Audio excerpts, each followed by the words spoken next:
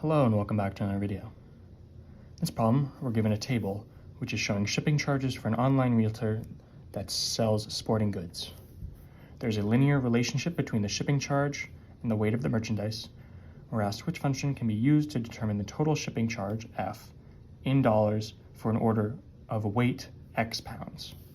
So we're going to have a linear equation. It's going to be of the form f of x is equal to mx plus b, right, in slope-intercept form.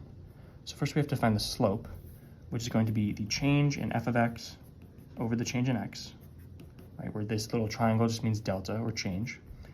So if we just pick two weights, we can do 5 and 10. The charge is going to change between them 2189 minus 1694. Right, that is the difference between them. And then the difference in the weights, the difference in x, is 10 minus 5.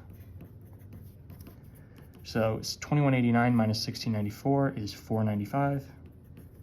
Divided by 10 minus 5 is 5. This is going to be 0.99. So we have f of x is equal to 0.99x, and then we still don't know b. But what we can do is we know we have all these values where we have an x and a corresponding f of x. So any of these values, if we plug them in, will give us a value for b. So if we choose 5, we can say, okay, f of x is 1694 in this case.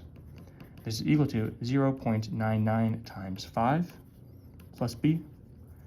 1694 is equal to 0.99 times 5 is 495 plus b. If you subtract 495 from both sides, these cancel, and we're just left with b is equal to 1694 minus 495, which is 1199.